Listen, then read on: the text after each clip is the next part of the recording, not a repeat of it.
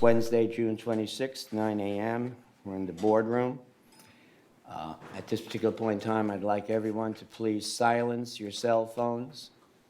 So if I hear a cell phone going off during the meeting, then I'll know that everybody ignored me. I thought you were going to throw us out. Please silence your cell phones. I will acknowledge the media. I don't see any media out there. And can I have a motion to approve the agenda, please? Make a motion. Second. Anybody against that? It passes. And approval of the meeting report. Can I get a motion, please? So moved. Second. Any objections? Without objection, that passes. Chair's remarks. First off, I heard on this day this week that one of our colleagues, one of the directors on another board, has passed, Jack Connolly. And I'd like to, at this particular point in time, ask for a moment of silence to remember Jack. You may not have known him, but he was a great guy, and we actually shared a bond. We were both cancer survivors. Unfortunately, his came back. So far, mine hasn't. So please have a moment of silence, please.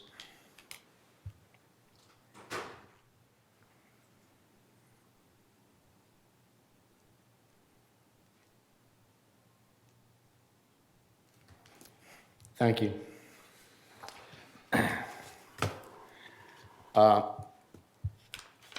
In my opening remarks, I'd like to point out the fact that we're going to be discussing the Handyman Services pilot program today, but for the most part, we pulled that out. We're only going to be discussing certain things about the possibility of putting it into a new program.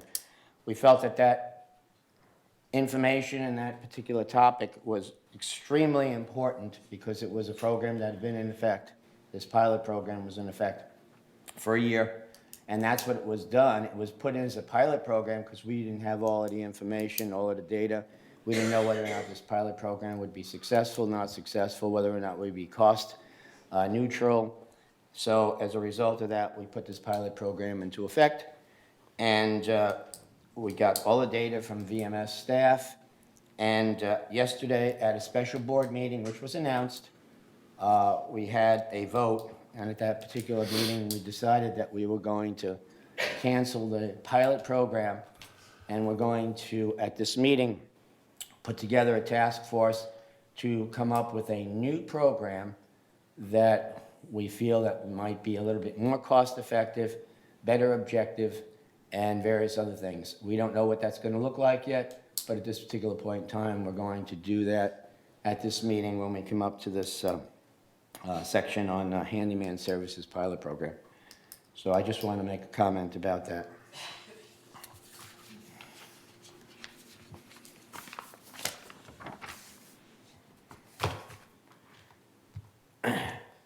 We're also going to be discussing the project log, and one of the things on the project log is hot water heaters, so we'll be discussing certain things with Ernesto regarding the fact that a couple of people have gotten phone calls. Well, I've gotten emails whereby their hot water heater has not been installed, and we'll get some sort of feedback on that.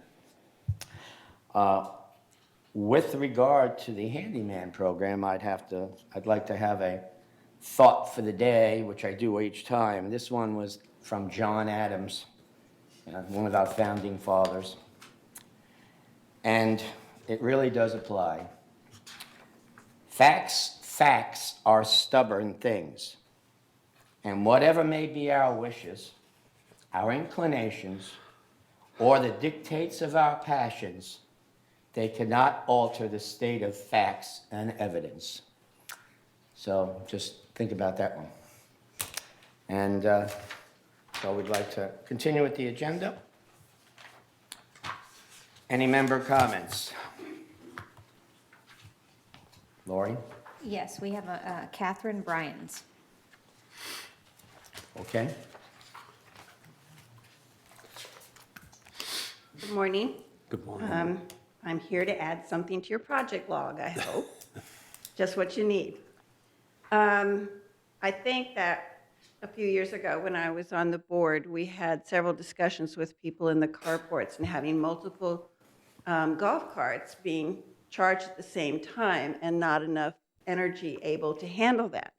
Well, now we've got a new issue in our community. We have a lot of electric cars coming in. And so it is with myself and a few others, and it's very difficult to charge your car if you don't know how many other people are online.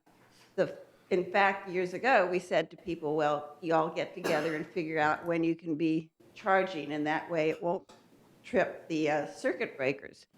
But it's kind of hard if I don't know where to go in my carport area. There's a series of carports, as how many are on the same line or not. And I tried to get that information, and nobody responded to my request. Instead, somebody comes out and they throw the circuit breaker, and we all start over again. Doesn't always work. So it's just something I think that United should be aware of and have on their radar, that the circuit breaker boxes for the carports are going to be taking a greater load as this goes on. I understand that Teslas that can't even charge off of ours, so it may or may not be a problem with the car itself, but I've had it kick off twice on me, and the answer was, well, we'll refund your money and you can just start using the short-term charger in the back of the building. And I thought, well, that's not as convenient as why I bought my car in the first place. So I just wanted to give you a heads up. It's coming, and I think it's something that this committee and the board needs to be addressing before too long. Thank you. Thank you. Thank you. Anybody Sure. else? You want, let's wait until the end, okay? Okay. Anybody else? I have no more. Ernesto? Mr. Chair, thank you. Good morning. I just wanted to mention that that United has retained the services of a consultant firm that does energy consulting, and part of their scope is to analyze the electric infrastructure in the mutual and put together, if you would, a roadmap for the mutual to look at in terms of funding to begin the upgrade of that electrical infrastructure. Part of their scope, which is actually task 2 in their scope, will be to look at the electric vehicles and the need for providing adequate circuits to charge electric vehicles as well as golf carts in the community. So they will be back at some point to us with a presentation as to how they propose to do that, what their implementation plan would look like, what the cost would be. So it's being addressed. I'd like to add to that. Some of these cars draw 12 amps, and each of those circuits is only 20. So if you put 2 cars on it, it's drawing 24 amps, which is over the amount, so the breaker is going to open. The situation is that the infrastructure with SEC, okay, is that the transformers and some of the conductors going to those particular circuits is not sufficient. So that was one of the things that TEC would have to look into. Based on that, however, this is not an overnight thing to get this done, okay? And we are looking in it. We are looking at a long-term plan to upgrade our infrastructure within the community, because we know that EVs are something that has to be addressed. But the thing right now also is the fact that it would, if we could possibly, and this is something we may want to look at, Ernesto, look at the circuits within the area and find out which circuits are the ones that are coming together where they're only 20 amp circuits, and inform those people that you are all on a 20 amp circuit. So if 3 of you have cars, then you know, Joe, Bill, and Harry, okay, or whomever, okay, needs to actually know that these people, I'm going to do this on Tuesday at 3 o'clock, you're going to do it on Wednesday at 2 o'clock, whatever, okay? But she's right, they don't all know what circuit they're all on, so as a result of that, in the interim, we may need to do some sort of a plan, okay, to give that information out so that everybody will know that you are all on the same circuit, so if you got electric vehicles. I think that might be something to do in the interim, because this thing with the infrastructure upgrade, this is not a tomorrow thing, you know that. So in the meantime, at least they can basically, sit down with each other and Joe, Bill, Harry, and Mrs. So-and-so, okay, and what have you, okay, and come up with a plan. So if we could get that information, I don't know if we could easily get that information. I'm not saying it's easy, though. I understand what you're saying. Yeah, most of the carports are wired, very typical. So you do have limited capacity on those circuits. Understood. We have a pretty smart community, and they've already worked around the problem to some extent by doing some of the things that you mentioned, that, to set times, so when you will charge, when I will charge. Right. But they're typically set up, all the circuits, and that they come off of our laundry rooms for the carports, and we all know that they don't have adequate capacity. Right. But obviously, she's saying that she doesn't know who is on that circuit other than if she. Carports are on the same circuit. Okay, so all you need to know is the fact that all of those people that are on that car, so you just need to have a meeting. That would be helpful, Oh, to know which ones are on that car? because then I could walk the carports and decide who's charging and who's not. Okay, well, we'll look into that. Thank you, appreciate it. Please. Because these they said when you paid your fees that cars should be charged at night, and because you can set them from your phone, it would be easy if everybody knew who else is there. I don't know if your car can be set from your phone, but my car can be set from the phone, and I can tell it what time to turn on and what time to turn off. And so you can set that. If you could make a pass-through, if you knew the people, you could easily set up a chart for everybody, and usually you need about 4 hours to 5 hours of charging time. Overnight for you? Okay, we need 4 hours. Yes, Janie? It's I'd like to changing. make a comment that I have been involved in the M&C committee for approximately 5 years, off and on as a director and off and on as an advisor. We have had these discussions since I first got on the board, on the committee as an advisor. I think it's exciting that in ESTA we do now have someone professionally looking into our problem. I also, if we go back to some of our previous board members, we had a board member that can answer most of these questions. He is no longer on the board, but he took a lot of time and did a lot of investigation that had to do with plug-ins as far as the cars are concerned, and also as the golf carts. So this is an ongoing thing for at least 5 years. It will be for 5 years more. Yeah. Okay, thank you, appreciate it. But I think some behind-the-scenes type of things, some meetings or what have you among them, and finding out who those people are so that you can basically coordinate. Because at this particular point in time, that's the only option you have, because we are not going to be able to get to this for quite a while, okay? Okay, next item is department head update.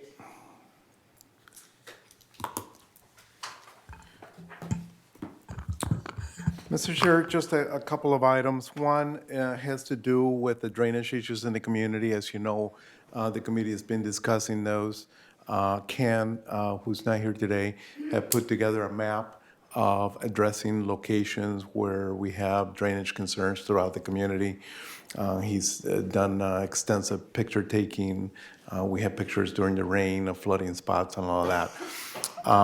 As you know, the committee director staff to look into funding for the upcoming year, and we've included funding to address a lot of those issues, and it's embodied in your proposed budget for 2020. So I'm not going to rehash those, but I wanted to talk about one particular location, which is El Toro at gates 1 and 5, which we all know that we have quite a bit of flooding that occurs at that intersection with just your regular rain event. We've discussed this with the city of Laguna Woods because a lot of the concern stems from the fact that the storm drains at El Toro, which actually are communities tributary to those storm drains are undersized. And because they don't belong to our community, they actually belong to the city, we needed to interact with the city to be able to get that done. So the city's going to be looking into it.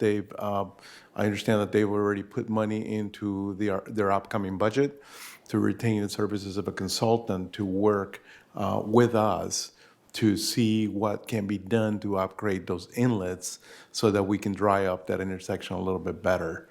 Once the consultant gets into it, they'll come back and we'll coordinate what the approach should be.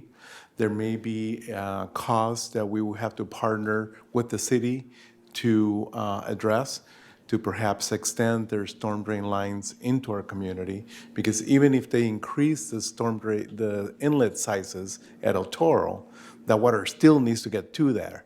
And for that water to get there, has to flow over our streets.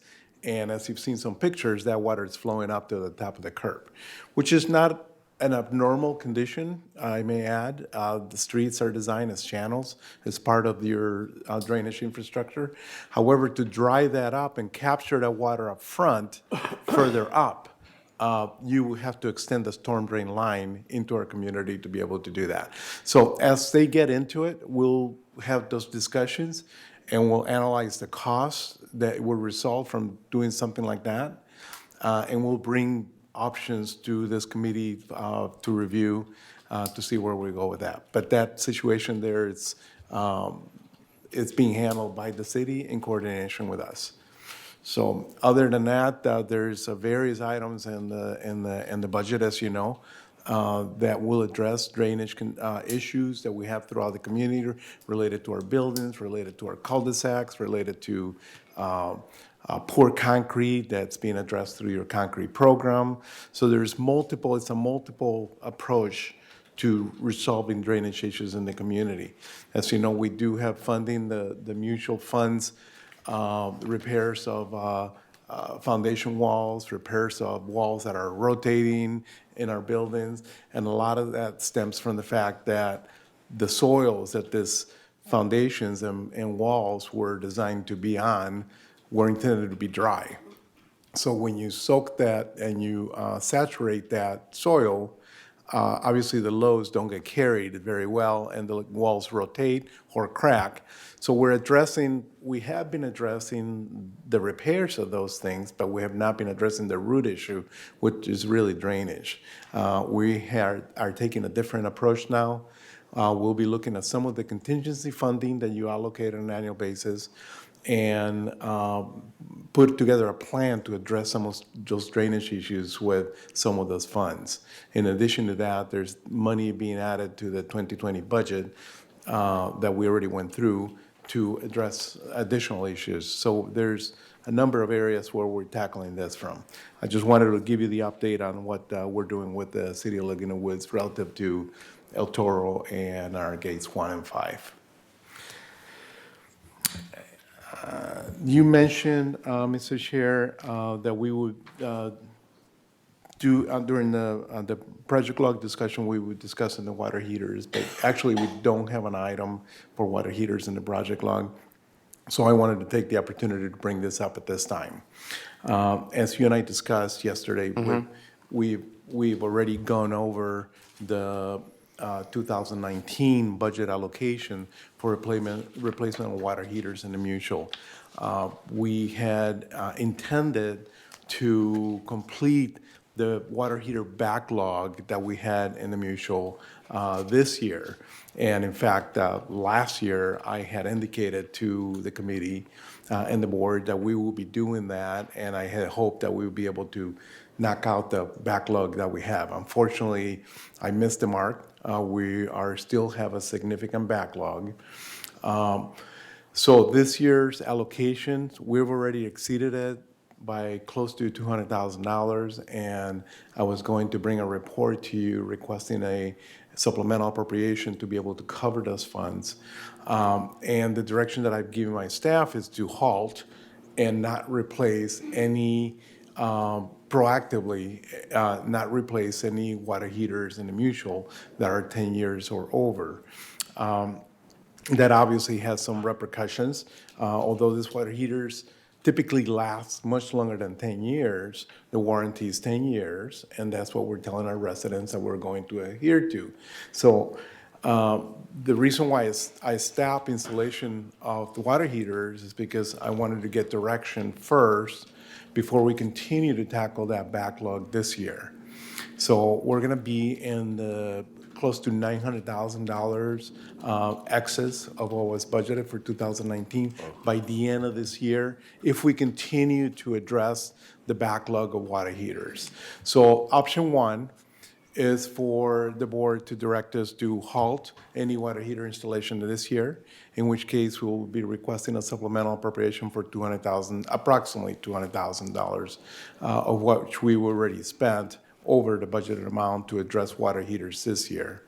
And then wait until 2020 to continue to address that water heater backlog. So that's one option. The other option is we continue to address the backlog this year, and we just go over the budgeted amount, and we request a supplemental appropriation to continue to do that. The pro of that alternative is that whether we like it or not, we have a backlog on water heaters. So either we're going to address it this year or we're going to address it next year. So addressing it this year will just, will take us over our budgeted amount, unfortunately. But again, it's going to have to be addressed either this year or next year. And then by addressing it this year, of course, we're keeping up with our 10-year warranty on the water heaters, and we continue to work. So that's the discussion relative to that. We don't have an item in here for that. However, I was hoping to receive direction from the committee as to whether we halt, replace a proactive replacement on our water heater backlog this year, and we just bring you back a supplemental appropriation for what we already overspent, or we continue to address the backlog this year, and we bring a supplemental appropriation for what that cost would be by the end of the year. To that, I have a couple of questions. First, on page 3 of 3 in the report, where it says appliance and fixture replacements, it indicates that we had an annual budgeted units of 1,527. Of that, year-to-date actuals complete is 837, which gives me the impression that we still have half of them that we can install. I mean, based on this report. I don't know how true it is, okay?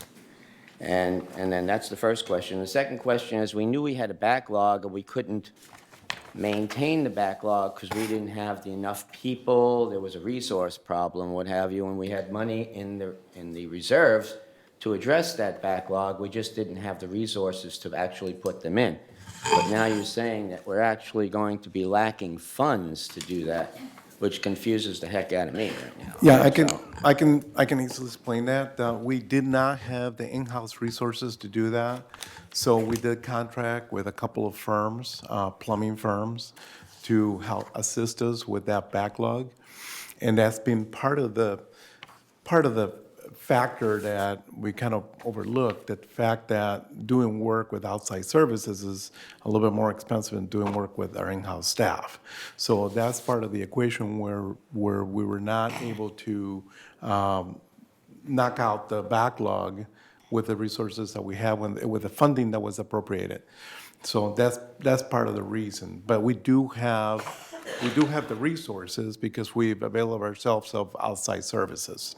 And we did that this year to avail ourselves of the resources, because last year, Brad had indicated that most of the work was being done by outside resources, yet I knew for a fact that a lot of it was done, half of it at least, was being done by your people, because my water heater was installed by your people. Right. So there was a bit of a mismatch there, okay?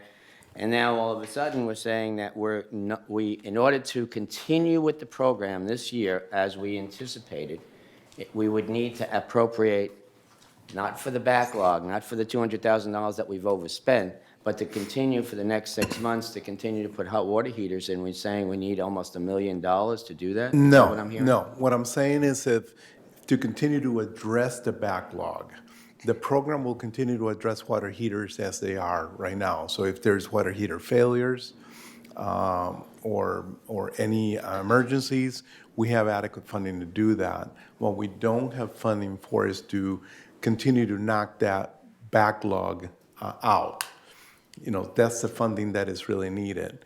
So we can defer our work on the backlog of the water heaters beginning January 1st next year, or we can appropriate additional funding this year to continue working against that backlog. And how much money would that require to continue with our backlog? But as I mentioned, we're already 200,000. Understand. Close to That's already- $200,000, you know, In the hole. in the hole.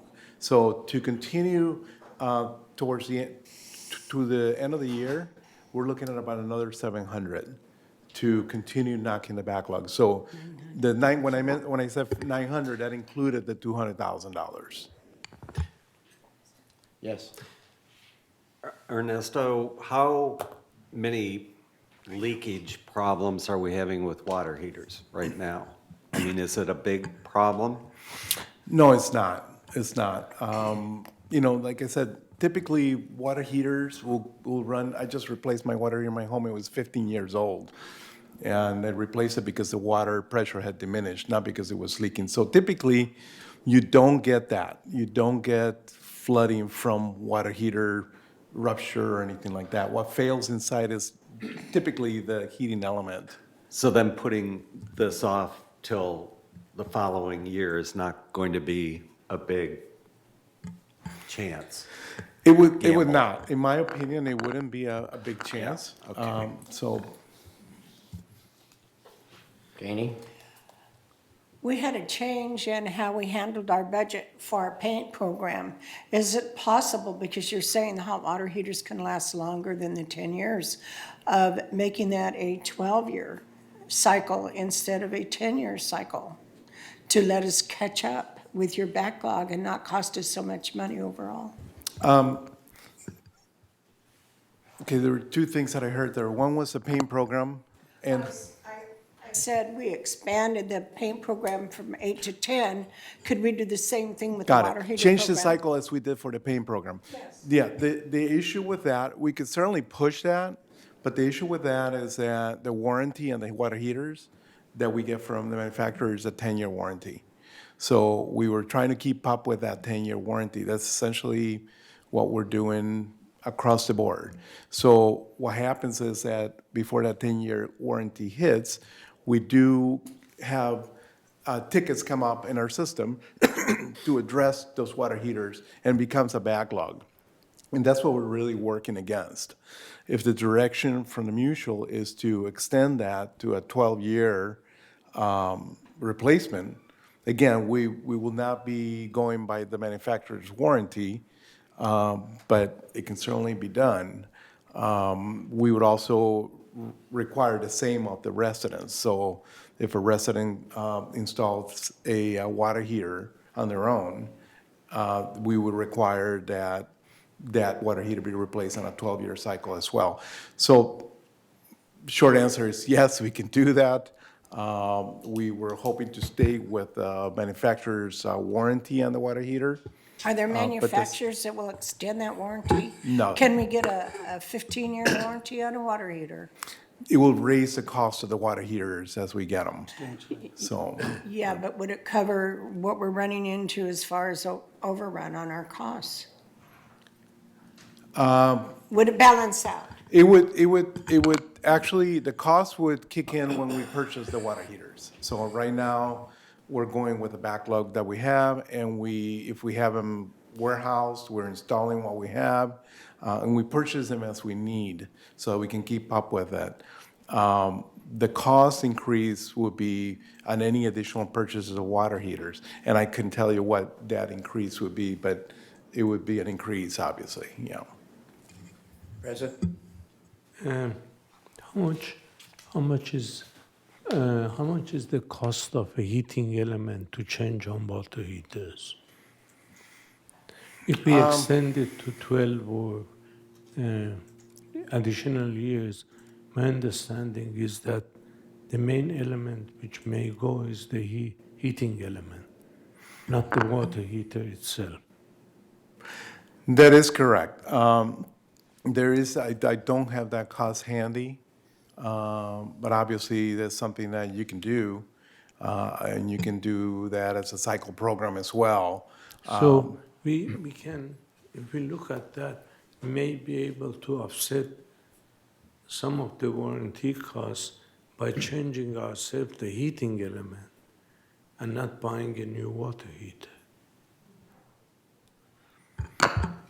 I will have to determine what the cost would be, labor and materials, to be able to see if that makes any sense.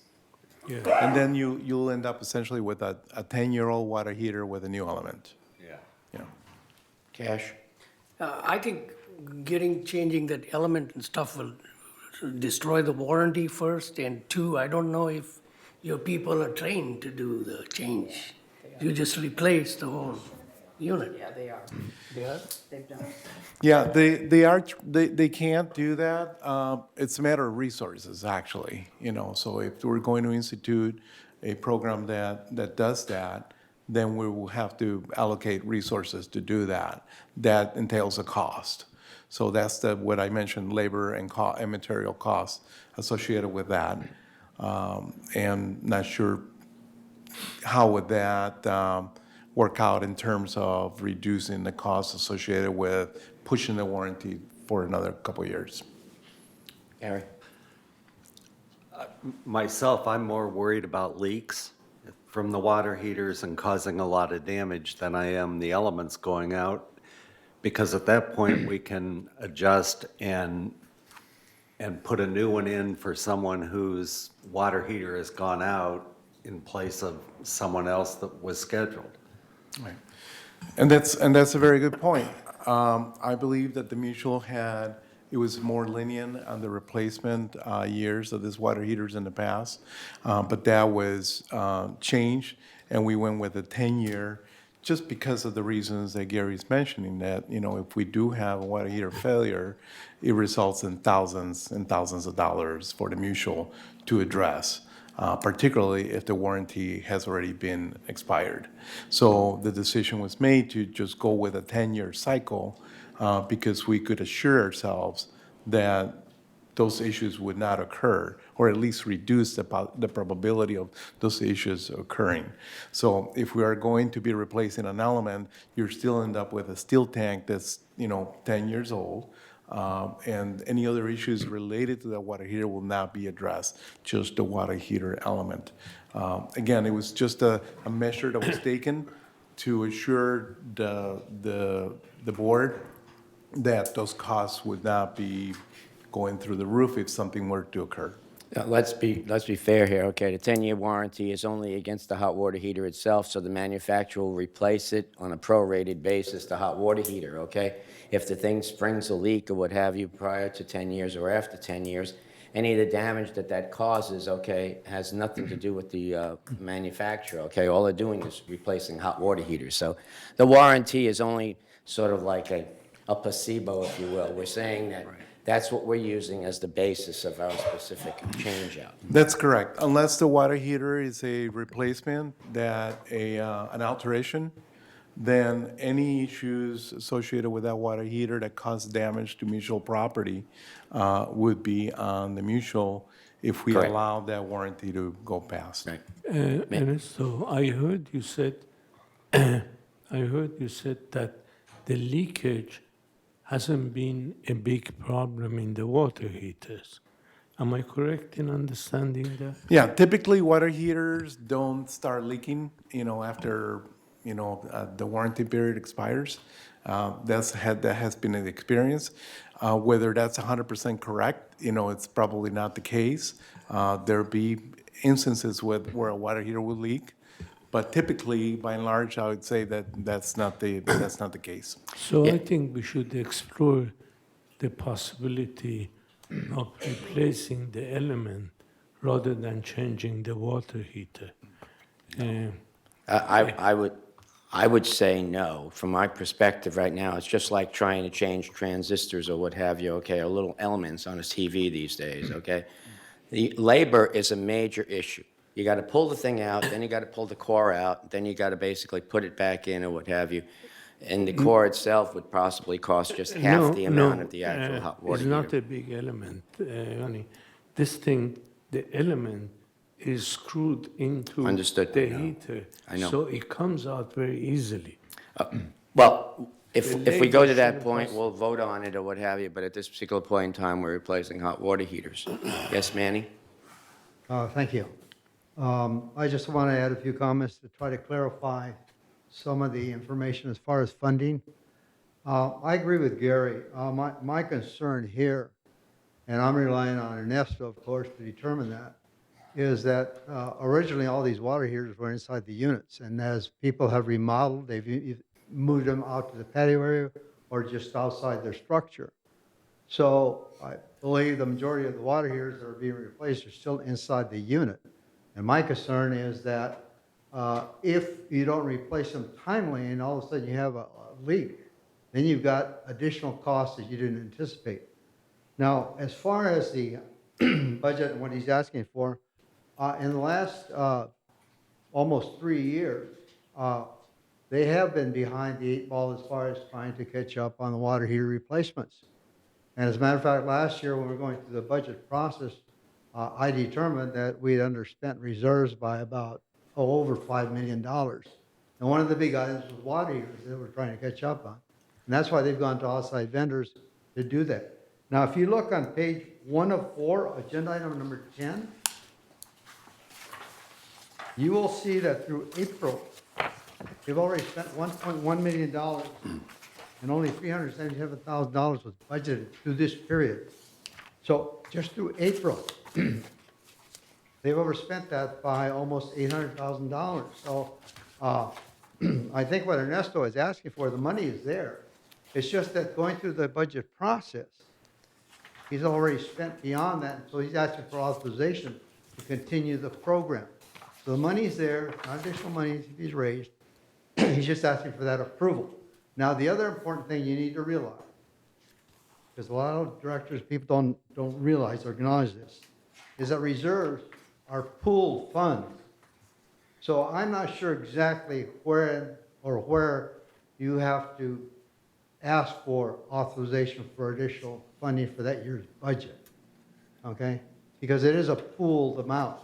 You could use amounts budgeted, for example, for hoods, and you underspent that by $300,000 for that year and use it for another component, okay? So I just want to point out these facts. Money's there. We've already overspent by $700,000 for that category.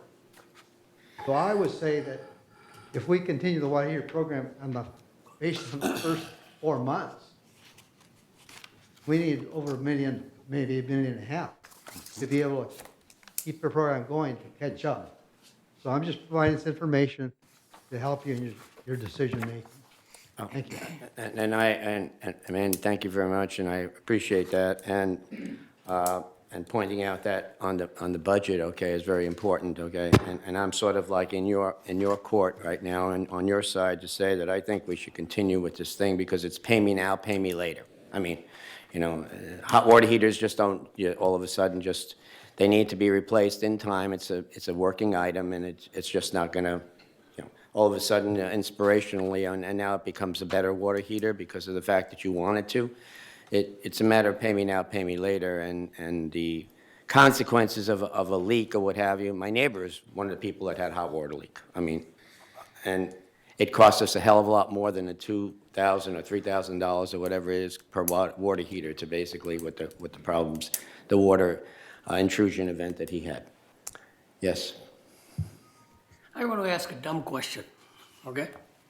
We are looking at 10-year life cycle for water heaters, and we have on page 3, 1,527 backlog, right? 1,527 units. Maximum 6,323, 10 years replacement should be 632. We are more than twice the amount of 10-year backlog, 10-year replacement cycle at 1,500. Pass it back on. Yeah, actually, the numbers, the correct numbers is, this year we've installed 1,080 water heaters to date. And let me just back up a little bit. So the backlog that is left, it's approximately 500 water heaters. So if we were continue to do that this year, so we'll be looking to do that. Just backing up a little bit on this program, some of you may recall, you were probably, on the board at the time, or were at least paying attention to it, but the water heater program was stopped. The code changed and required us to install additional devices on the water heater if we couldn't plumb them to the outside to drain. So you're all aware of that. That increased our cost on these water heaters tremendously at that time. So the board felt at that time there was a solution that was the only solution at the time as to how to address this. And it was the only solution that the city would actually permit. So we proposed to the board, we got to bite the bullet, we got to continue to address this water heater backlog. The board decided, no, we're going to wait, and we're going to see if we can find alternatives to that. So we sat on this program, and the backlog increased to the point that we began to address that backlog. I think when I started with the MNC maybe 2 years ago, we finally decided, the board decided, we better go after it. We can't let these things, lapse anymore. So we began the process at that point. Last year, during the budget process, I told you, yeah, we're probably going to be able to knock up the balance of the backlog, and then your budget should decrease significantly after that, because we're just going to be doing the emergencies and the regular replacements. Obviously, as I mentioned before, I missed the mark on that. We're still dealing with the backlog this year, and that's why we're seeing the increases over the budgeted amount this year. So that's where we're at. That kind of gives you a. Yeah. Hold on a second. Let me say something. Okay, so I'm of the opinion right now, I don't know if everybody else in the committee is, I'm of the opinion right now that we need to continue with the program. It's the fuzzy math that I'm having a problem with, and I'm not saying it's your fault or what have you, okay? But when on the page, as I say, 3 of 3, it says that 1,527 units were budgeted this year, and we only installed 837, and even if it's 1,000, we still have 500. This says to me they were budgeted. And then you said $200,000 is what we actually need to just clean everything up. Yet, No. on the other thing, No, I'm sorry. not what I said. 200,000, it's actually. to I got the clean numbers things here. up, just to get us even for this year. About $275,000 is what we've incurred so far this year in excess of what you budgeted. Understood, but the So- thing right now is this thing is saying $767,000 is what we're in the red right now.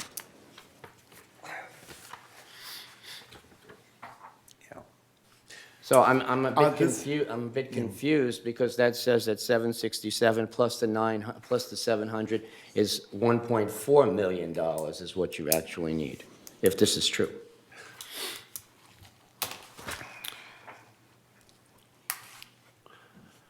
Yeah. Yeah, the 767, it's actually, so the difference of what you've incurred relative to your April report that you're looking here, which is really old already, is the difference between the 2019 budget, the 1.33 million, and the actual spent today, which is 1.144. So don't look at the 767. That's not telling you how much you've overspent this year. Understand, but I So- feel like the Wizard of Oz here, okay? Don't pay any attention to the man behind the screen, okay? I'm trying to get a feel here. You're telling me that in order for us to continue the program for this year, you need $900,000 is additional, and it's already in the reserves, as was pointed out by Manny, okay? But the thing right now is, okay, I don't have a problem giving you $900,000 if I could feel in my gut that it's really only $900,000 you need, and it's not, we're talking about something else, because I'm seeing numbers that are all over the place here that don't make sense to me, and I'm not a finance guy, I'm an engineer, but numbers usually make a lot of sense to me, and this one, these don't. Can I explain? Right. I can help Ernesto out here. okay? Please. Real easy, okay? If you look again on page 1 of 4, agenda item number 10, okay? When he first started, he said, I can stop the program right now. Now, it's true that they've already spent $1.1 million, okay? However, that over expenditure is only because they're comparing expenditure to date to the budget schedule to date. That means he won't spend any more money on the program and more of the budget becomes available. So at this point in time, he is saying, just to finish up the work he's got going right now, he needs over $200,000, because at the end of the year, he will actually have $1.1 million plus another $200,000, $1.3 million, and that'll get him to about an even push. But he first talked about stopping now. That is not going correct. That's further. correct. I understand So that. that That's correct. did that explain to you now? Yeah. Numbers? So I understand what he's Yeah, saying.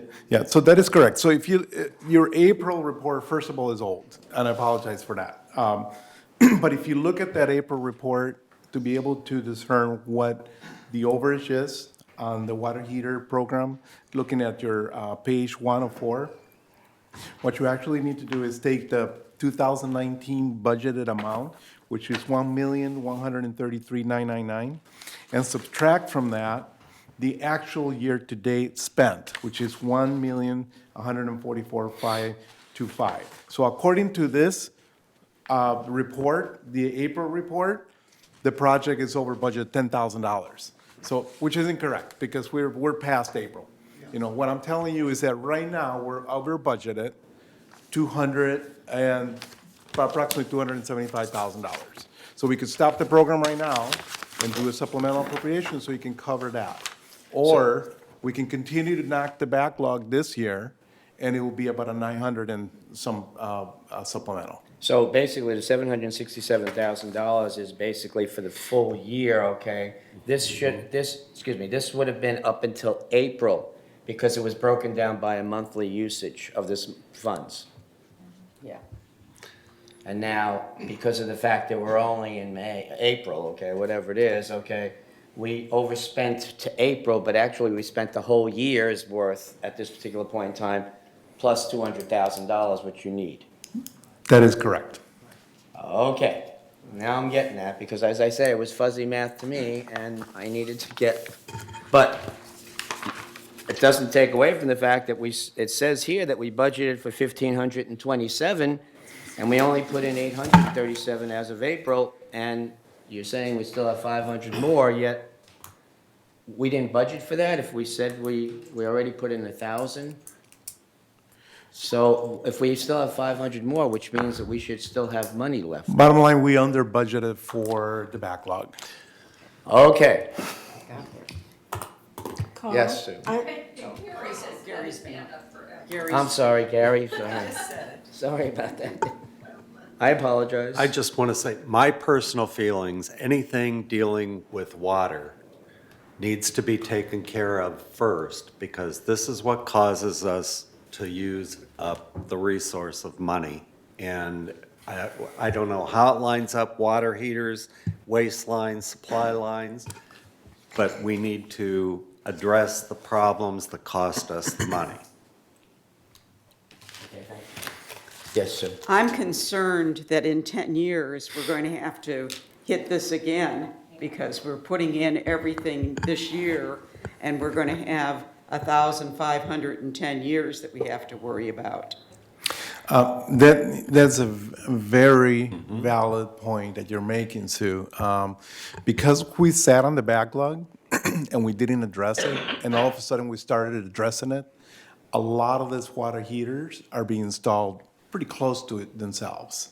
So we're going to have to look at our budgets and see how we can begin to think about how we're going to fund that, because they will come due pretty close together again. And that's the unfortunate thing of having to stop addressing the backlog and then restarting. You know, typically, if you continue to address the backlog as it comes up, you don't have that. You have a sequence of replacements. But that whole thing got thrown away and now we're replacing out of whack. So that's a very good point. That's something that we need to think about in terms of how we're going to be doing that. Yes, Reza? Can we also consider looking at other vendors who give us a longer warranty? Yeah. We have. Our purchasing division of finance has looked into this. They've actually gone to several vendors, and they've tabulated the best warranties, the best installation support, the best cost up front. They've done all of this analysis, and it was determined that this was the vendor that we wanted to go with. Now, we are having discussions. Our plumbing team is having discussions with the current vendor, and we're trying to negotiate a cost to make sure that we cap eliminating the backlog for the balance of this year. If the direction is to appropriate the additional money to knock off the backlog this year, that they guarantee to us that they can do that at that fixed cost, so that there'll be no surprises down the road. So, but they've looked at that. They looked at several vendors. They tabulated their warranties and all of that, and a determination was made when an agreement was brought in front of the board to award a contract to this vendor, that was the best value for the dollar. Okay, Gary, Again, looking at the budget, sorry.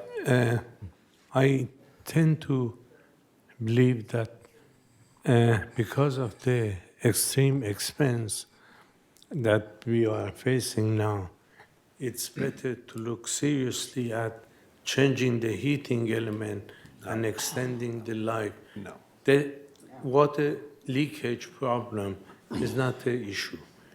Mostly because most of the houses have the heater outside, so that will have less priority for those heater for changing. And the one inside, as you pointed out, there hasn't been extensive leakage problem. Okay, thanks. So I feel that we should look at this option of changing very seriously. Thank you. Gary? Okay, in addressing what Sue just brought forward, we can take care of that in the budget process so that we put more money each year to take care of what's going to come up in the next 10 years. And we should be able to do that because we're going to be saving money from leakage and water cleanup and that kind of thing. And I think that will maybe offset. Excuse me, Carl? In addition, if I may just add to that real quick, Sue, I'm sorry. In addition to that, once you address the backlog, your budgeted amount for water heaters should go down considerably, because we're not knocking up against, the only reason why you're seeing that high cost in there is because we're up against that backlog.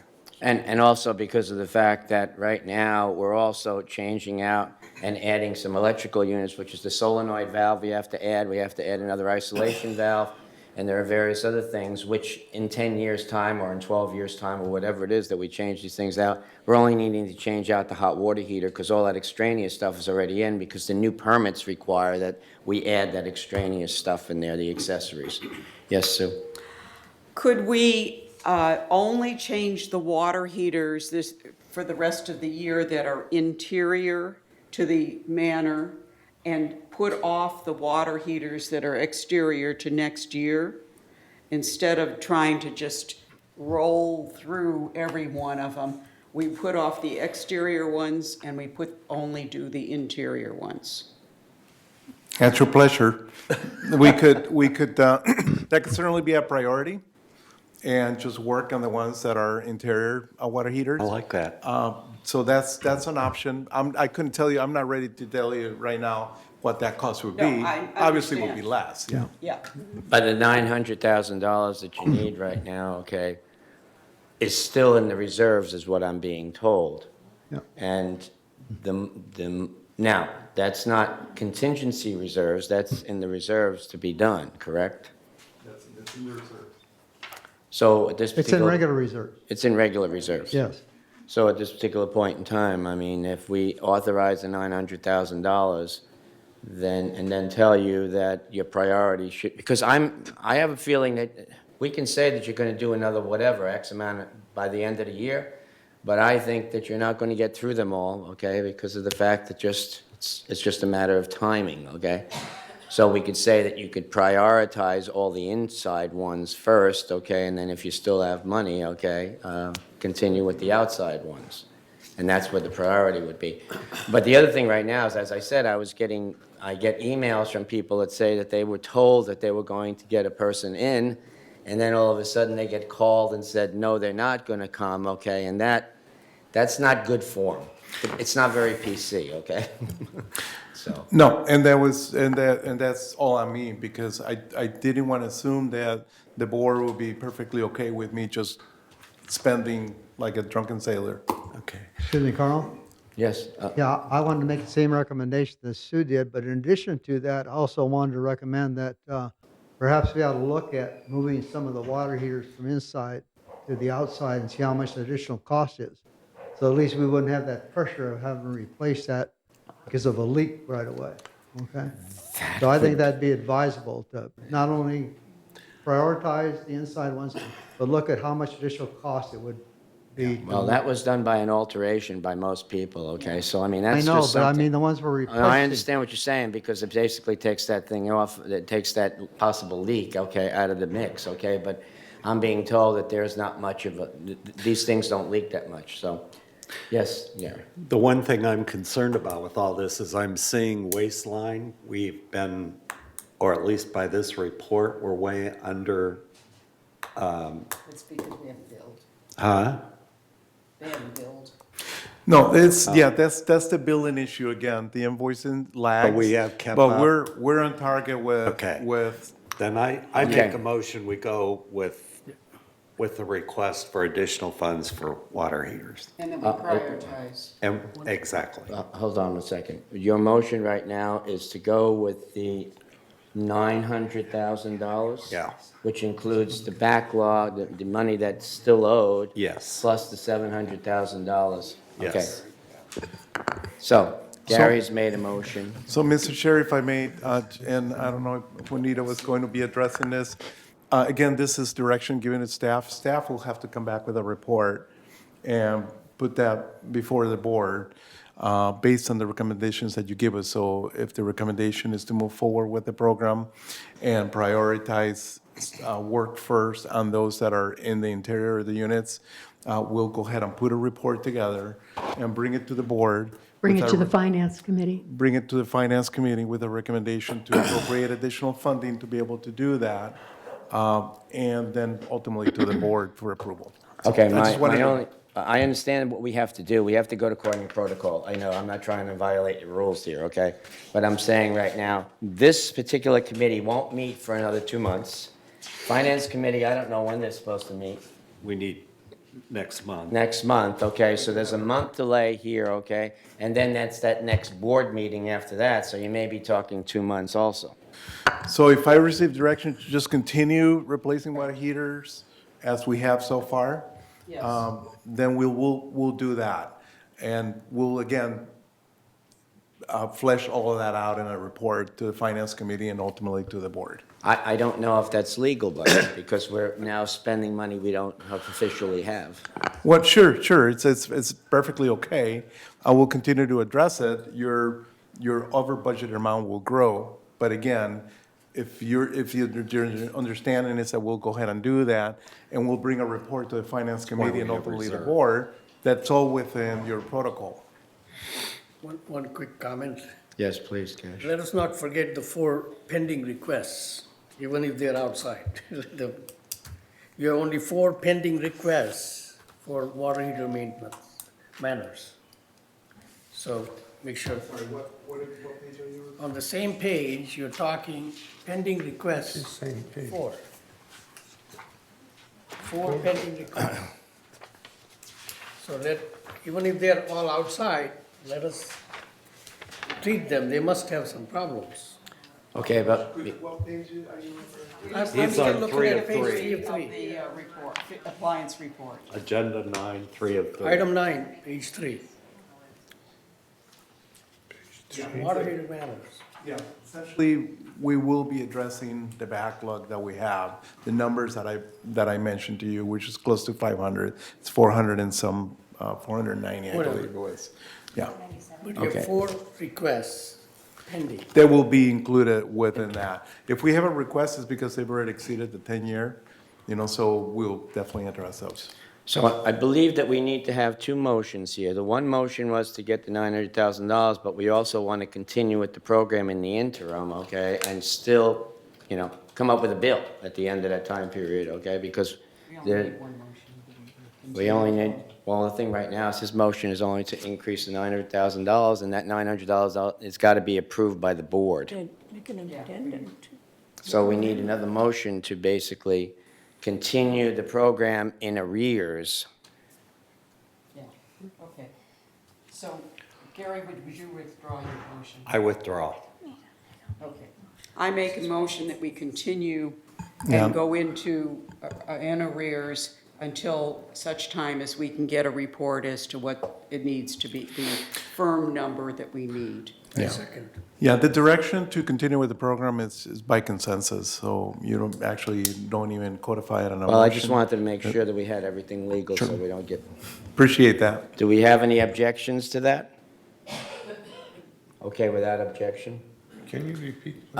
Okay, hold on, before we go to another motion, we have a question on the floor here. Yes, Juanita.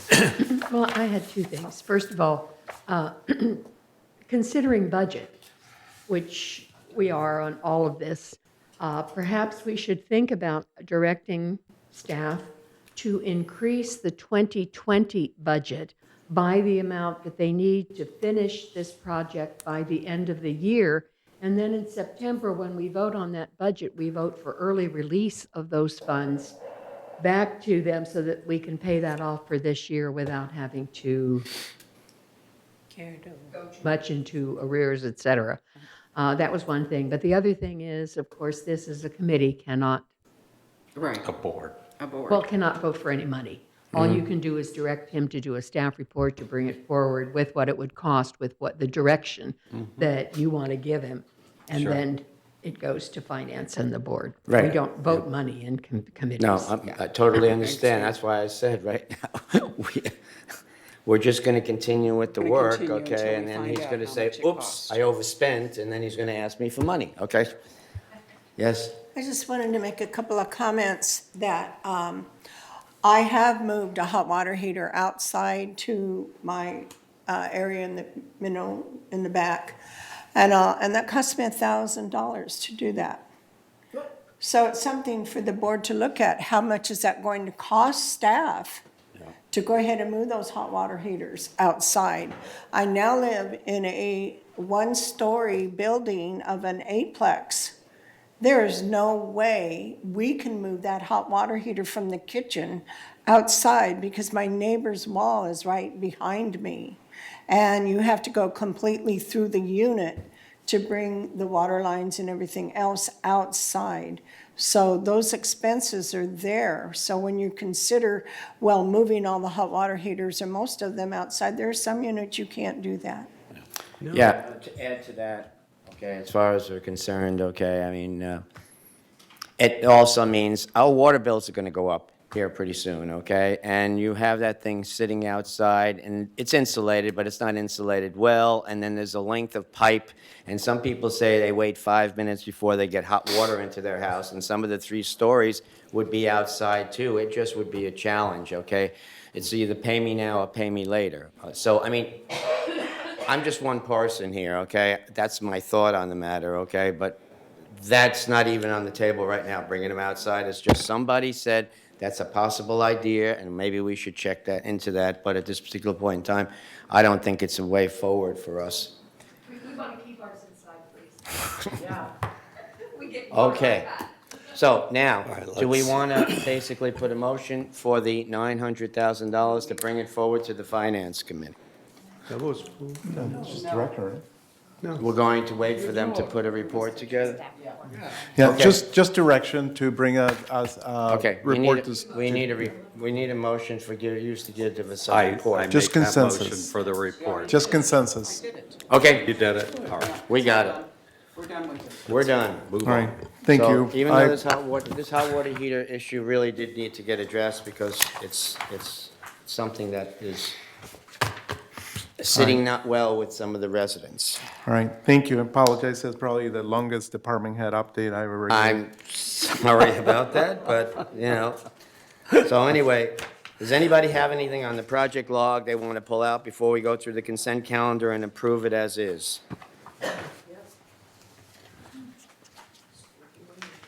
Because I'm going to keep it as a consent calendar item unless somebody wants to pull the project log.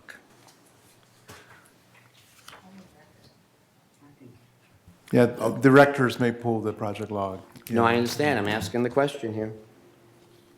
I'd like to discuss the project log, just the format of it for the future. I would like to see the critical path and so forth on the project log.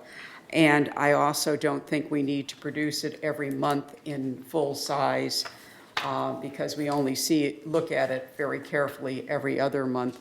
We can use the small size for review. So we don't need it distributed every month in full size. You want a smaller size in the boxes? Yeah, for Okay. the months that we don't meet.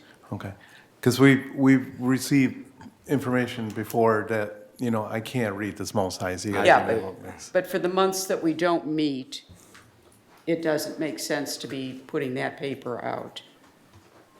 We meet every other month and you're putting it on a monthly basis. I, And so, yeah? I guess. Yes? carry on. I also like to see this water heaters on the project log because of the cost involved. Right, okay. The water heater is not a project, as was pointed out by, rightly so by Ernesto, okay? It's not a project. These are basically maintenance items, replacing water heaters. And they happen, you know, that it's something that we're going to do every year. So this year, we're going to be replacing 1,000. Next year, we're going to replace 5, okay, depending on what they're coming up. So we're not going to put water heaters, which is a maintenance item, on a project log. It just doesn't happen. I mean, I understand what you're saying. We can have questions. Ernesto's always indicated that if you had questions about it, all you need to do is email him on the questions or email me, and then I'll email it to him. But at this particular point in time, it's not a project. It's just not. Okay. Okay, so we have the consent calendar. Any, other than that, No, don't have anything I have else. a motion to approve the consent calendar. May I ask a question about the Yes. project log? Okay, it's up to your, this project log gets pulled by directors on the dais. Yeah, But we it's- were, we're going to approve the project log, okay? Okay. It's part of the consent calendar, so we had a motion to approve it. Anybody second it? Cash seconds it. Any objection to approving the consent calendar? Okay, it's approved. You have a question about the project This project log? log, yes. If we look at the project log, some of them start in the future, some of them in progress, and there's a lot of progress reports on that. So may I request that we group these projects into 3 categories? One category is whether it's past due, or it's late, or it's has a significant deviation from the budget. That's the first group. That we have a problem. I think the board needs to talk about it. The second group will be in progress, or on schedule, or under budget. And that's no problem, so there's probably no need to talk about it, unless some specific concerns. And the third will be to be started in the future. Assume everything's no work at all involved. There's no need to talk about it, just list it. Okay, so we can focus on, at this point, I'm looking at, I don't know which one is critical, which one is maybe a potential problem And hopefully, if we reformat it in that sequence, it will help out. Currently, it's sorted by number. I don't know what number that is. So if we can rearrange them a little bit, that will help us understand and pay attention to the critical things. And I also agree with Sue's, I've been working on project management, program management. It's very, a lot of these projects are very vague. You have a project, usually a project has a three portion of it. The setup portion, that you need to do all the preparation work, paperwork, planning work, that kind of thing. That started maybe a month or two ago. And then the execution, which takes a long time. Then the cleanup portion. That's after the work is done, you need to clean up and do the checklist, making sure everything's all right. So the execution is most likely in the critical path. So if we can see the whole thing, that will help us a lot. I know you do have a plan when you first, when every beginning of the year, when we planned all these projects, we do have a chart like that. I want to see, is it possible to follow up using the same format and helping us out? And so those are the two requests, regroup them in the the sequence of criticality, and also provide information that more on the critical path and also resource planning. Sometimes people, we need to have 10 people, but we only have 8 people. This project will be delayed. We know that for sure. So from the resource level, All right. what's the impact? Thanks for your input. Appreciate it. Thank Thank you, you. Andre. Yes, We're not here to micromanage staff. thank you. So, under the circumstances, we're now on to alternative water detection devices.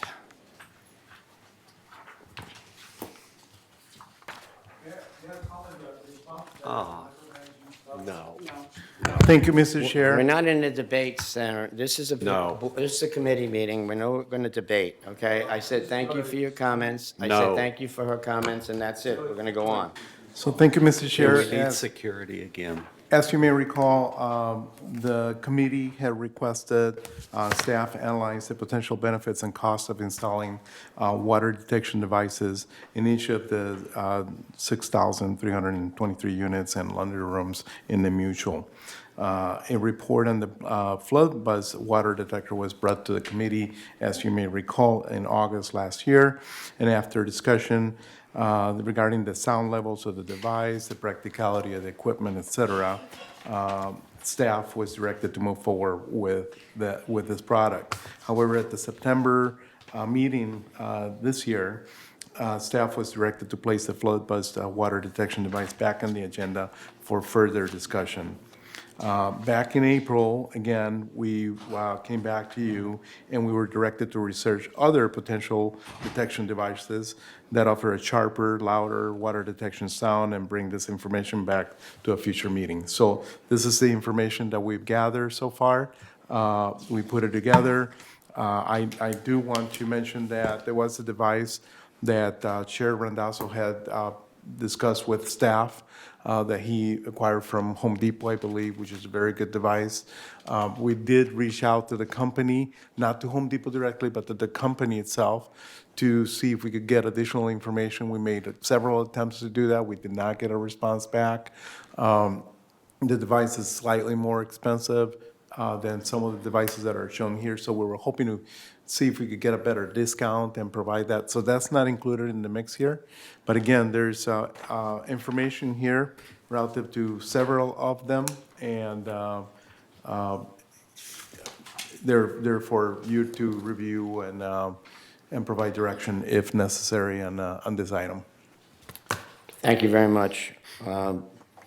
At this particular point in time, I have a question regarding, what's the difference between a basin and a sink? I'm a little, Yeah, one is in the bathroom, and the other one is in the kitchen. Kitchens. oh, the kitchen sinks are called basins, is that what we're saying? Oh,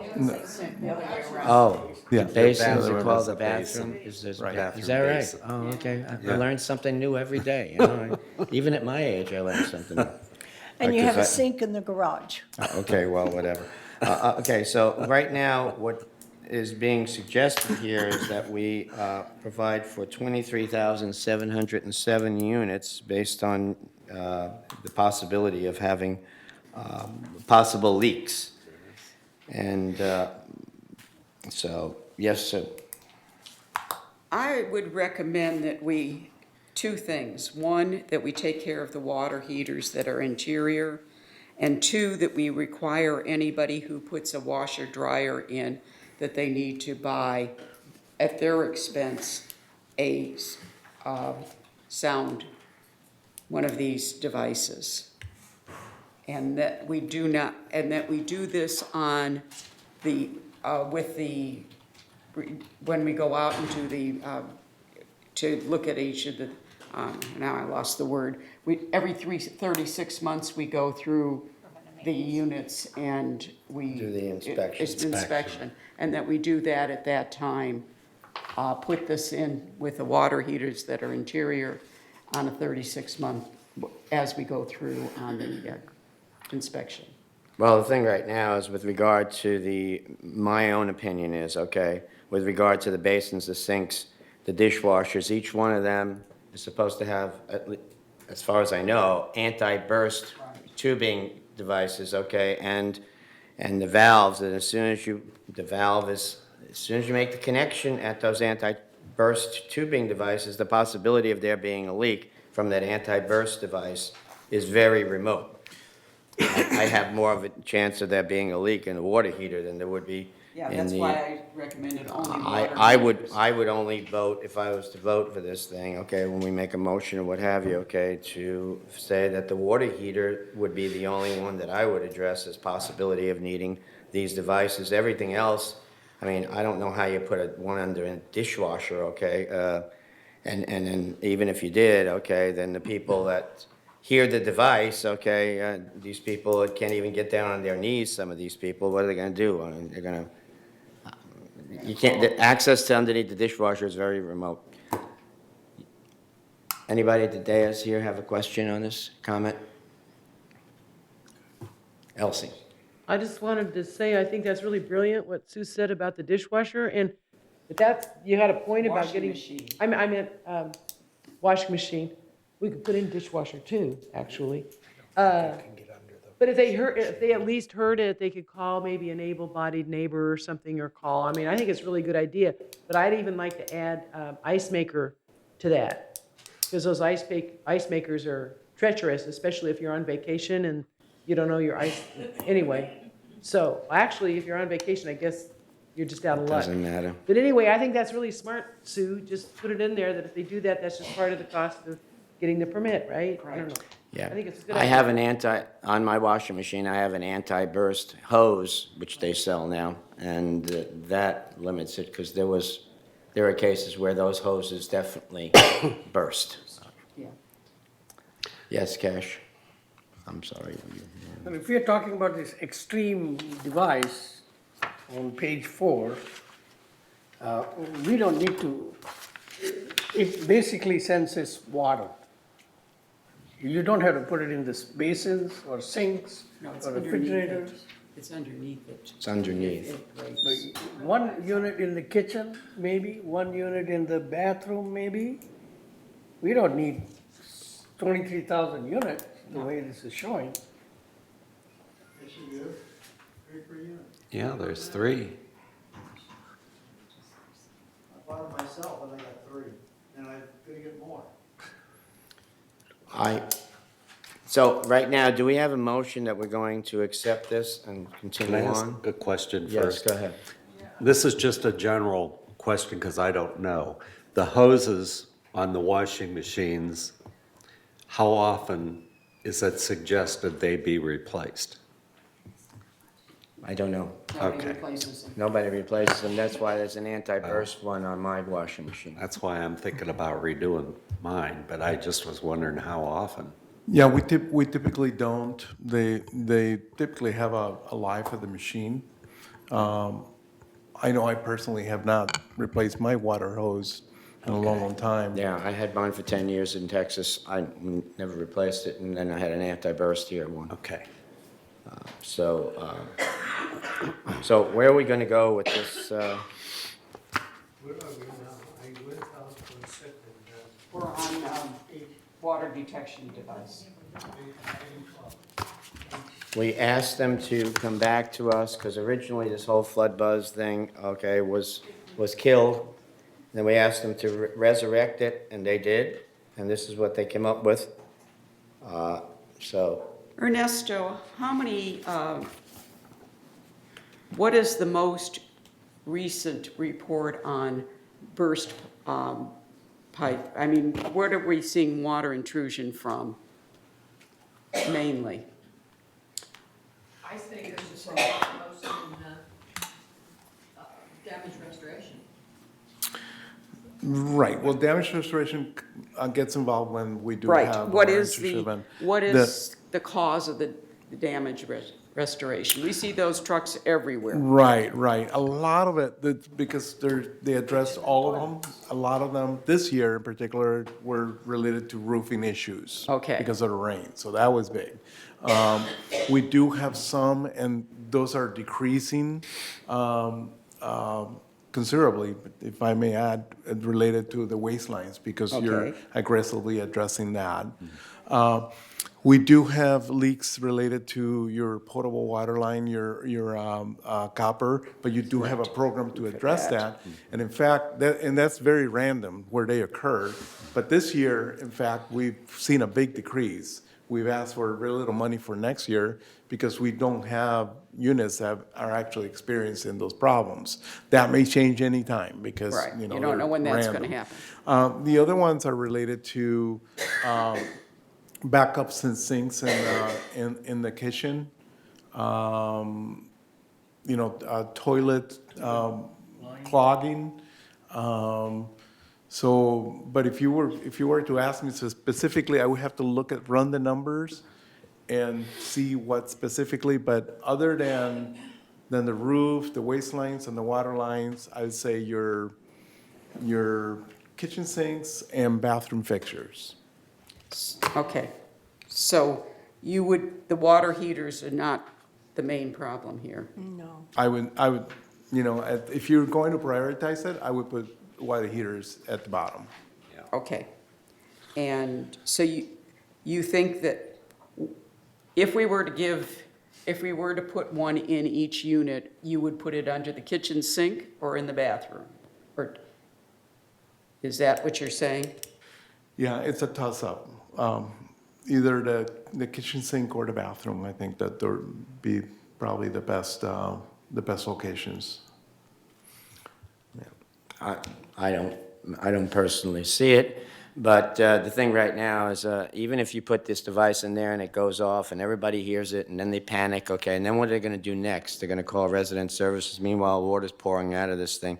If you don't know enough to get under the sink and actually shut the valve, okay, it's just a waste.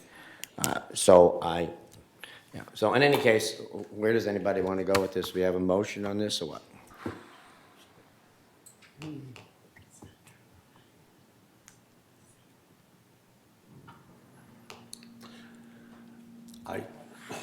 I personally, if we're only putting one in per unit and we have 3 sinks, and I don't think it's advisable myself. I don't see it as being cost effective. That's my personal opinion. I didn't like it the first time. I don't think it's worth it the second time here, so. I think we ought to have an article written about it and that we should tell people that they're available at Home Depot or wherever. And that And we let them recommend put their this own in. in their own thing. Them purchase it. Let Yeah. them purchase it. Yeah, I agree. I had my 15 minutes of fame on TV6, and I pushed it once, and then I also showed them how to shut the valve when they do have an actual leak, okay? It's already in there. Oh, it's already in there? Yeah. Okay, So- so we're done. You're on this Friday, so you can mention it. Okay. I can mention it again ad nauseum, okay, but yes. I went to Home Depot, they couldn't, we need to be more specific, they didn't even know what I was talking about. Yeah. Oh, there's a YouTube video that shows the one that I made a recommendation on, okay? And that's the one online right now. Yeah, the okay? extreme one is the one we have here. So if if the water makes contact with it, it just goes off. Yeah, I went to Home Depot, they didn't even know what I was talking about. It's over in the plumbing area, but whatever, that's where I bought mine. Okay. So, it's called a Watchdog. Google Watchdog for Home Depot, Watchdog home water detection. That's mine, but I don't want to tell, I don't have any stock in the company. If I did, I'd ask you to buy the Watchdog, but I don't. Do we need to do anything to table that? No, this one basically is dead, as far as I'm concerned. Okay. Okay. Next is the review of the handyman services pilot program, and as I mentioned before, yesterday we had a special board meeting. We voted this down. It will be canceled, and we will have a ad hoc task force put together. And I've asked Cash Akrakar, Director Akrakar, to chair that task force to come up with something that will replace the handyman program in the same, not in the same format, but in something, okay? And pricing, price points and everything else will change on that, but with possibly some VMS help, okay? Mostly are doing it on our own like we did with the solar task force, okay?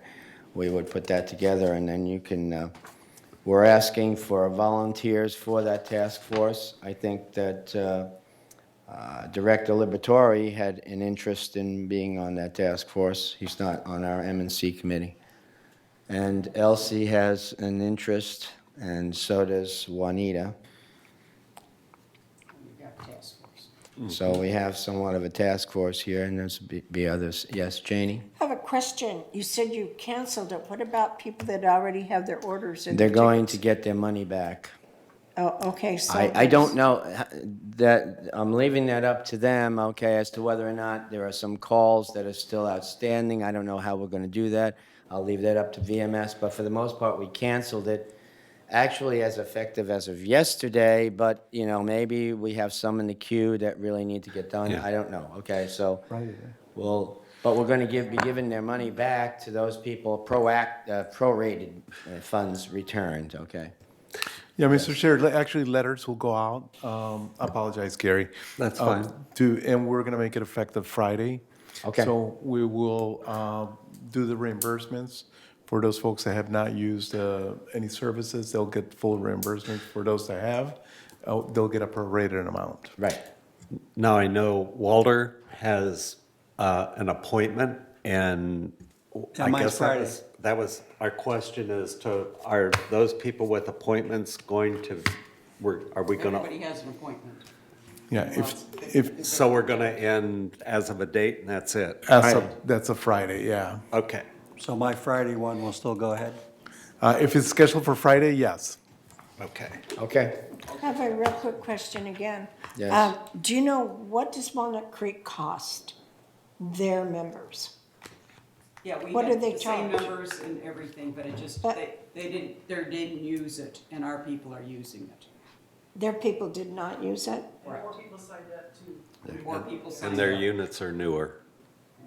Some people felt that they signed up for 72 hours worth of work, and by darn it, they were going to get 72 hours worth of work. And then there was another person in the special board meeting yesterday say that she used it as an insurance policy and has never used it, and she signed up a while back. And she wants to sign again She wanted to sign again, so. if it's you know. available. It seems like some way or another, our communication or their understanding just has a conflict there, that they didn't understand the program. Well, there was a lot of issues with the program, okay, so we felt that we needed to start anew with something new and fresh that might be more cost-effective and also user-friendly. And that's why Mr. Cash, in his inimitable wisdom, is going to come up with something, and then we're going to have this chair this task force. put Also together. got into alterations, which Right. were not If I intended. can Yeah. get Well, some yeah. guidelines on this, I'm willing to take the responsibility, but I'm going to need a lot of help. And I got only 2 names so far, You've got Laboratory, 4. which 4? You've got Juanita, Elsie, Carl, And Anthony. How many Elsie. more people do you need? Oh, okay, I didn't hear it. I don't have a name yet. Elsie and, I just wanted to comment, I think it's a great program. I hate to see you eliminate it if that's what you decide to do. I don't need it. I've got my son that lives close by, or I do it myself, but I think it's a fantastic Well, program. Everybody said the same thing, Janie. But Everybody it's, said the it's same thing. costing us $100,000 at this point, and Yeah, I understand. The other thing is, I lived in a senior community before I moved here, and we did it all, it was all volunteer, done by the men members of our community. And, you know, it was set up very well, and it was all, you know, guys came over in the golf cart and moved. Sounds the like TV you or need to be whatever. on the task force, Janie.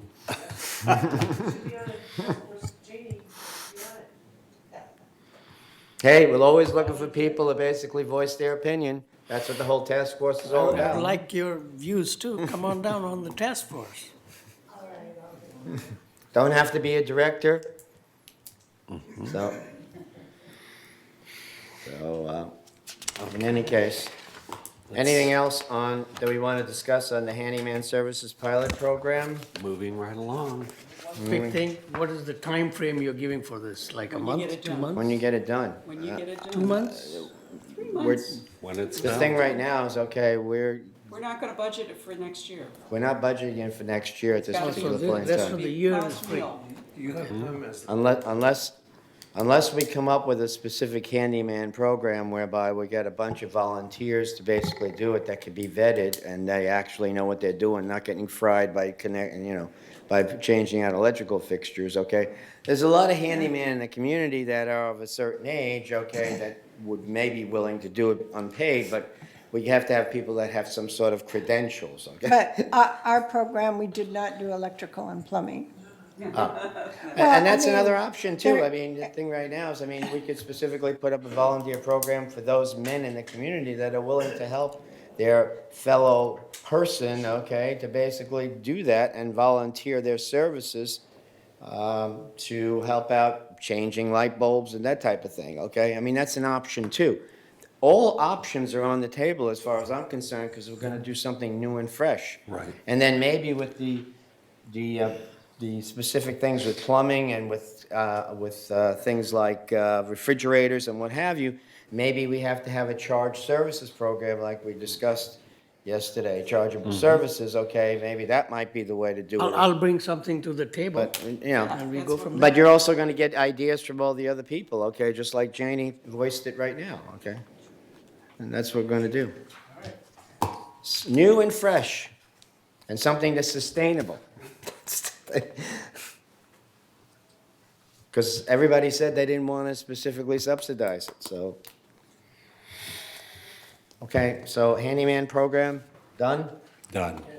You have anything else on the handyman program, Ernesto? No, Mr. Chair. Okay. What's next?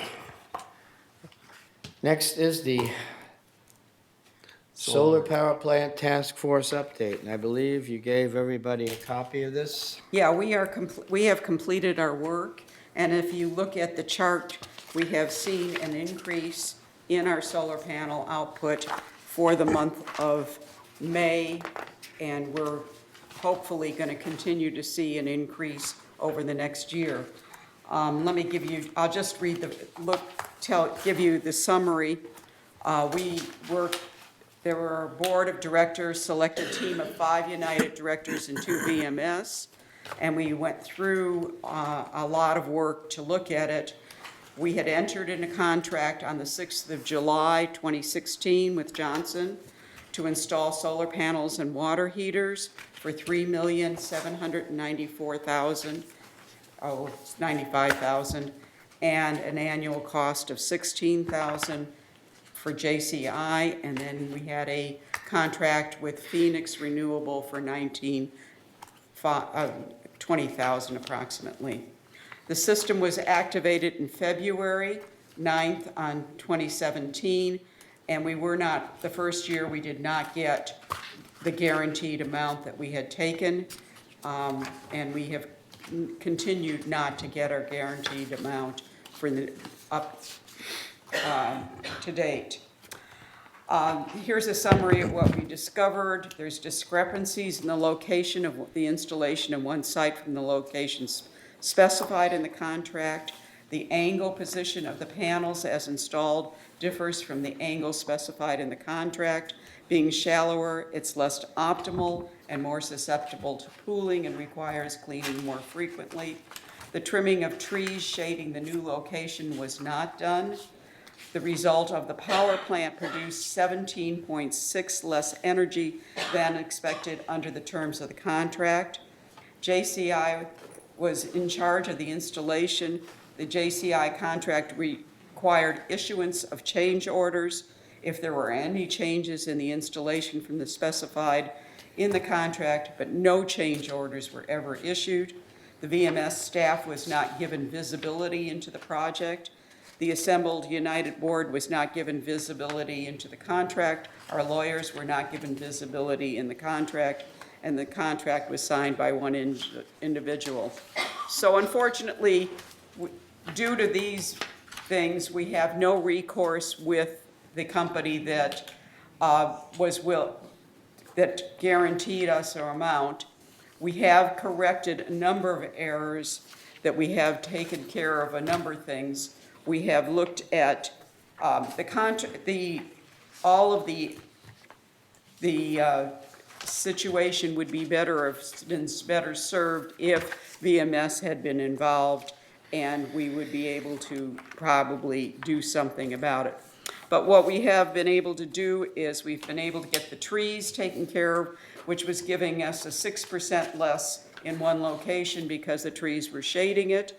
We have looked at the software that is used to monitor it, and we have been able to get, with the assistance of Phoenix, we're going to be able to get threshold data so we can quickly respond to problems. We will be looking at how often we need to deep clean the panels based on the effectiveness of cleaning the panels. We are getting a spare parts list, so we should be able to respond to failures. And we have gotten we will be getting troubleshooting procedures so that VMS personnel can perform before we call in Phoenix to come on site. And that is what we've been able to do.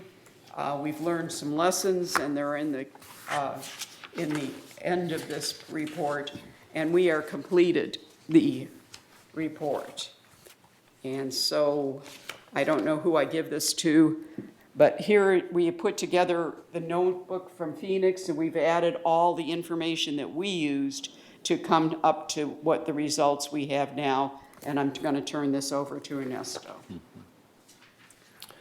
I want to thank Sue and her team and the task force, okay, for putting this together. That was a lot of work, and she definitely did a bang-up job, and so did her team. And I think we actually got some information that was, beneficial to us. We also found out we had made some mistakes in the past, but you know what? That's water under the bridge. We just need to make sure that we don't make the mistakes in the future, and that's what we're basically doing right now, correct, Sue? Correct. We have, had we used our governing docs, we would have been in better shape with this, but we did not follow the procedures in our governing docs. It is in the governing docs, the correct procedure. Thank you, Sue, and your task force. I think that's a great job. Thank you very much. Thank you. Mr. Chair? Yes. I also like to point out, I'm sure you already saw it, but we've tabulated the production on a month-to-month basis for the period July 17th through May 18th, and the period July 18th through May 19th. That's on agenda item number 11, page 101. The good news from this is that this year, today, we've produced almost 51,000 more kilowatt hours than we did the prior year. So that's a year-to-date change of 5.82%. So that's a good story right there. Unfortunately, the recent rains that we had in January through April kind of dinged us with our production. But absent that, we would have been way over what we produced the prior year. Yeah, so I think that's good too, okay? And I think we found out that we're taking more of an active role with this power plant, as I call it, and that's a good thing. I mean, it doesn't have any moving parts, it just needs a little bit of TLC sometimes, okay? And as long as you give it some TLC, you get a better product out of it. Yes, Janie? Ernesto, isn't that kind of hard to compare because Southern California Edison had shut our program down at one time last year for quite a while? So we really don't have really good facts to compare to until we have a complete year where we're up and running? That's correct. So we based the information on a 11-month period. So we can see what the low spots are and correlate them to whatever occurred during that time.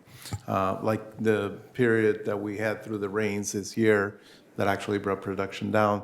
So those things can be questioned, and I assure you that staff is questioning those as they occur, because we get the information from Phoenix firsthand. So we will be producing that for you, so you have it on your regular meetings, and you'll be able to tell what the difference are in production. What was the time frame that we had our whole program shut down by Southern California Edison? It was. Right, that's so during 2000. That was in 2017? That's correct. I'm sorry, my memory is Yeah, just- it was at the I was thinking beginning. it went over into 2018 at that time. No. Oh, They- okay, good. So then yeah. we've got pretty good statistics to compare then. We do, yeah, these are without the Edison blip. Yeah, okay, thank you. Yes, Manny? Thank you. Because of weather also. We learned a lot from the study that was done, and I don't want everybody to consider that it's a closed book, that we're done. Yes, it's good to learn from mistakes, but in the first year, and this is based on a full year, our return on our investment of 3.7, and I know it includes water heaters, 175 of them. It includes replacing the panels in 82 laundry rooms, electrical panels. But our return was just a little over 1%. So we need to continue getting the information from here on forward every year on what our production is and what net return is, because I'm concerned that it's not going to improve that much. I mean, if we get, he mentioned 60,000 additional kilowatt hours, and at 22 cents, let's say that's the tier we fall into, that's only $12,000. So I don't want this to be considered a closed book and a closed issue. We need to continue to know what the savings are every year so we can look at the return on investment. And I hope it gets better than 2%, but it may not. But we need to know that information. Thank you. Understood. And the thing right now, however, Manny, is the fact that it's already installed, okay? We did it for all the best intentions, okay? And the only thing is now, it doesn't have any moving parts. We don't feed it with any gasoline or what have you, so we have to agree that the sun is what's giving us the thing.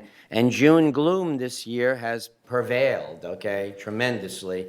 Plus, we had all that water and what have you. So next year, we don't know what the weather's going to be with this whole thing, with the climate change and what have you, okay? So we may have better, we may not have any water at all, or we actually will have a lot more clouds. So you're right, but it's all dependent now on the weather and the trees. Okay. One quick comment. If you look at the numbers bottom at the bottom here on item 11, page 101, we are talking about 2018, 2019 kilowatt hour production of 925,000 kilowatt hours. At 20 cents a kilowatt hour, what is the cost? 22. What? About 22. Okay, at 20 cents, that's a pretty big number. It is not 10,000, It is. 1%. It is, so it's covered quite a bit of your energy costs in the mutual. So Yes. it was a good investment regardless. I think that what's important to be focused on, as Carl said, the ROI floats, All right, depending on weather, depending on all kinds of factors. Yep. But what's important to note is that this is really a hedge for you against tariff increases. still cap you, because you already own the system, you're producing it. So that's really the best way to look at it and make sure that the system is producing the maximum that it was designed to produce and continue in that. But the dollar amount for these is now in terms of hundreds of thousands of dollars, not Absolutely. 1% like somebody was saying. So, No, against the 3 million spent is what he's looking at. right, it's an ROI. At ROI, not. Okay, so next on the agenda here is items for future agenda, and that's the building and cul-de-sac address sign installation program. We said we were going to actively get involved in that as an item here on the M&C committee. People are saying we should actually start and see how many signs we would basically install over each year. So we need to work on that. Copper pipe supply line leak report, and we seem to have the feeling that Third has this as a major problem. United is not as much of a problem in United because we got better pipes, They got better houses, but we got better pipes, so what can I tell you? And then drainage improvements to prevent foundation issues, and that's something we're working on for the next year's budget with the possibility of putting fascia boards on and starting to put in new gutters or install gutters where there weren't any before. So, and leaders and downspouts and what have you, so. Have we built into the budget the address sign program at all? Yes, I believe we received direction to add funding for that. Take a look real quick. You were going to do it with the paint program, roll it out with the paint program? Is that how you were going to do it? That is correct, that there was money allocated in the prior to paint, which is when they address the signs, to replace them with the new signs, the larger signs. But I'm looking also to see if you appropriated specific dollars to look at your cul-de-sacs.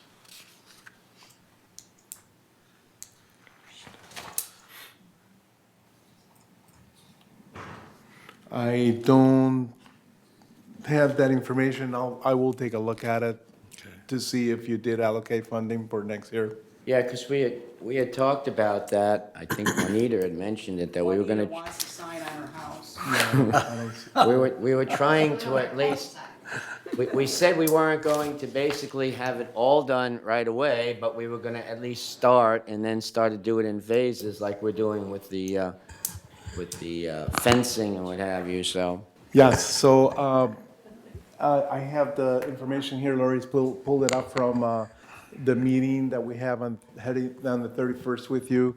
And by consensus, we were directed to allocate $50,000 for the installation of building address during the paint program, as you mentioned, Sue, and $50,000 for a separate cul-de-sac installation program. Okay. So we'll be addressing both. I just want to make the point that it really was not a personal one. I wanted it on my I was just building. joking. I know you're joking, but I think we had talked about using the area, the United area out of Gate 5 as a pilot project because Third has done all of theirs out of Gate 5 and 6. And it's mismatched. It doesn't look there. And so residents that live in our section say, hey, where's mine? My cul-de-sac doesn't have that larger number, my there. So just to see the cost and start somewhere, we were going to try to even it out up in that area. Yeah, but if he was saying that he was doing it as part of the Prior to Paint program, we don't know if there are going to be units up there that are actually going to be Yeah, painted. that's to replace. That's the building numbers. Oh, For the okay. cul-de-sacs, what we're going to do is, we'll put a program together for you, and we'll begin to address it next year. And we'll probably bring it back to you so that you know what the sequence is. Right, and I think that Juanita has a very valid point, okay? We probably should continue in that Gate 5 area because Third is doing it so that we actually look. Yeah, it makes sense. Right, so, I mean, to be a little consistent, okay? So that they won't say that we're shabby chic and United, So I don't think we need to put that on our agenda. We need to put that on our project list. when we- Yeah, that's next year's That's your project. project. That's correct. So beginning January, you're going to see that on the project log as a regular Right. program for you. So you're correct. We don't need to see it in a future agenda items. Right. And of the drainage program, we're going to see as a future on the project, right? Or is that an ongoing? That's an ongoing item. Like I said, we're going to tap on existing dollars, and we're also going to allocate additional money for the gutter program to improve gutters and to add them where they're But- non-existent. But the work that we're possibly doing, well, at least we're looking at with the city right now at Gate 1 and Gate 5, that's just basically just being done. That's correct. That's not in here or anywhere on your radar, other than Okay. what I mentioned this morning. All right, so here we are at this point. Committee member comments. Anybody have any? Yes, I Janie? had a question. I've had my hand up for a while, sorry. On the sign program, if you go ahead and implement that, are you going to be using the same vendor and the same colors? Yeah. Or are you going to have a little different color for United versus, I don't know, We I'm hadn't just asking discussed you the that. We question. hadn't got into the aesthetics yet. I We don't- we were thinking to use the same colors. Because we have the costs, and we've already gone through all of that with the vendor, so we have that, and I can provide you accurate numbers as to how many signs we can get and all that. If we were to change that, then we were gonna have to go out and relook at costs. But the numbers that I provided you were predicated on what essentially was done in third. So we're thinking about using the same color, the same format. Personally speaking, as long as the sign's big enough, that's all I care about, okay? And it looks decent, and the ones in third look decent, so. Yeah, they all have traffic quality reflectivity on them. So they're high-quality signs, they're a metal backing, they're highly reflective. So we went through this with third for several months. so. I don't, unless somebody on this committee specifically has a thing that you want to bring to the board, that we want to change colors and what have you, okay, I would just go with whatever we're doing at third, okay? I think And- they look good. They look good. So, yes, If I can have access to the electrical as-built and one lines, I'll do a cursory review for the power at the carports. Yeah, good luck. I just need access, I can figure it out. if we have them, you can have access to them, I'm sure, okay, you're an advisor on this committee, so I mean. it's Yeah, just- Mr. I Chair, don't think that yeah. they're all up to date, that's. That's part of the problem that we have in the community. Well, I can see what the original design was and just, cursory review, not reinvent the wheel, just, So hopefully there is as-bills, but my first. or you flex gotta will have say- one lines. Yeah, that's right, if we have them, yeah. So, I mean, is that something that he could work with one of your guys, okay, to basically get that information? I'm sure he'd be Yeah, willing to we'll- do some of the legwork, it's just a matter of just finding out where it is. We'll look for it, Walter, and we'll let you know if we're able to find them, if we do have them, because as-bills here are almost non-existent. Yeah, but I'm sure you're gonna have one lines from the substations down, and I can just look at it and see what it originally was. Sure, there may be a line diagram or something that we can provide you. Yeah, I mean, so, all right, yes, I have a comment regarding the water heaters again. I want to stress the thing I said.